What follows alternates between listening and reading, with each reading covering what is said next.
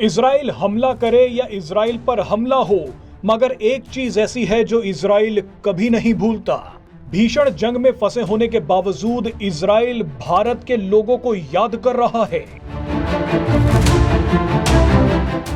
Iran और Hezbollah से लड़ रहे इजराइल ने जो कहा है वो भारत को खुश कर देगा और कट्टरपंथियों के जख्मों पर नमक छिड़क देगा।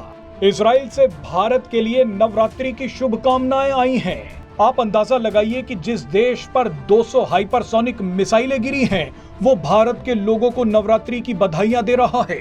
भारत में अपना कार्यकाल पूरा कर इजराइल पहुंच चुके पूर्व राजदूत नाओर गिलोन ने कहा है कि 2 प्राचीन सभ्यताओं के त्योहारों की शुरुआत हुई है।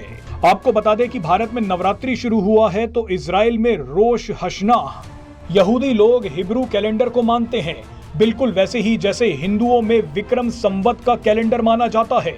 हिब्रू कैलेंडर के मुताबिक इजराइल के लोग रोश हशना को नए साल के रूप में मनाते हैं। रोश हशना मना रहे इजराइल के कई लोग भारत को नवरात्रि की बधाई देना नहीं भूले। वैसे प्रधानमंत्री नरेंद्र मोदी ने भी इजराइल के प्रधानमंत्री बेंजामिन नेतन्याहू को रोश हशना की शुभकामनाएं दी हैं। इसके जवाब में इजराइल ने लिखा है कि हम आपका धन्यवाद करते हैं प्रधानमंत्री मोदी, हम आपकी मित्रता और भारतीय लोगों की मित्रता के आभारी हैं। लेकिन इन सब के बाद जो हुआ वो और भी हैरान करने वाला है। भारत और इजराइल तो एक दूसरे को बधाई देते ही हैं, मगर इस बार तो एक ताकतवर मुस्लिम देश ने भी इजराइल को रोश हशना की बधाइयां दे दी हैं। ये देश संयुक्त अरब अमीरात है। इजराइल के लिए संयुक्त अरब अमीरात की बधाइयां देख कई मुस्लिम देश पागल हो गए हैं। तेल अवीव में संयुक्त अरब अमीरात का दूतावास इजराइल के लोगों को रोश हशना की शुभकामनाएं दे रहा है।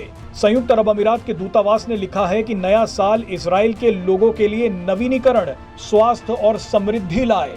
नए साल की शुभकामनाएं। यानी कई मुस्लिम देश तो इजराइल के अस्तित्व को मिटाना चाहते हैं, मगर संयुक्त अरब अमीरात इजराइल को बेहतर भविष्य की शुभकामनाएं दे रहा है। इजराइल के लिए संयुक्त अरब अमीरात की बधाइयां देख पाकिस्तान तो पागल हो गया है। वैसे जिस तरह से इजराइल भारत को नवरात्रि की बधाई दे रहा है, भारतीय लोगों को भी इजराइल के लिए रोश हशना की शुभकामनाएं भेजनी चाहिए।